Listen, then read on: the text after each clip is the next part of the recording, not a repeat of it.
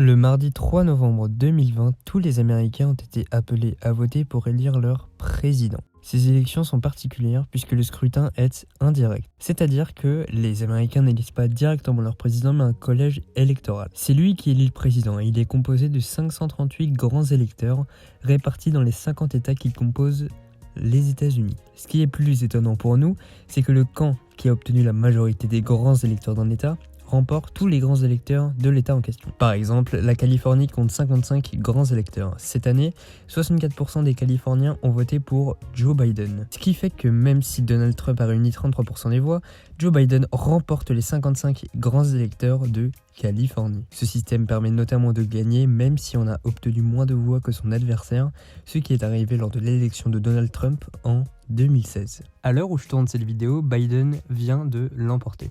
Cette année, le taux de participation, c'est-à-dire le nombre de personnes inscrites qui sont allées voter, sera très élevé. En 2016, il était de 55%, alors qu'en 2020, il pourrait être de 67%, du jamais vu depuis les années 1900 aux États-Unis.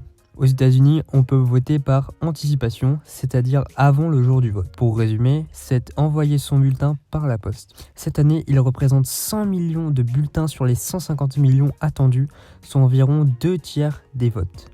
C'est 2 fois plus qu'en 2016. En effet, notamment à cause de la crise du Covid-19 pour ne pas se déplacer dans les bureaux de vote et éviter la foule, les Américains ont privilégié le vote par correspondance. Du fait de ce nombre record de votes anticipés, les résultats ont pris plus de temps à être dévoilés. On peut noter aussi que le pays est très divisé et qu'il règne une assez forte identité partisane aux États-Unis. Seulement 3% des habitants ne savaient pas pour qui ils allaient voter un mois avant l'élection. De plus, une ambiance particulière règne dans le pays où plusieurs grandes villes comme Los Angeles, Denver et Washington ont vu leurs magasins être barricadés. Selon un marchand d'armes interviewé par Hugo Décrypte, 5 à 10 millions de personnes ont acheté des armes pour la première fois car ils ont peur des émeutes qui pourraient découler des élections. Donald Trump a fortement contesté la victoire de son adversaire à propos d'une fraude massive lors des élections en rapport avec les votes anticipés, alors qu'il ne détient aucune preuve. Donald Trump commence à perdre le soutien de son parti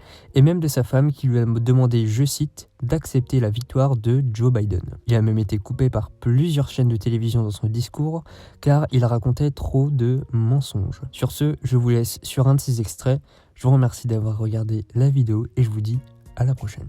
If you count the legal votes, I easily win.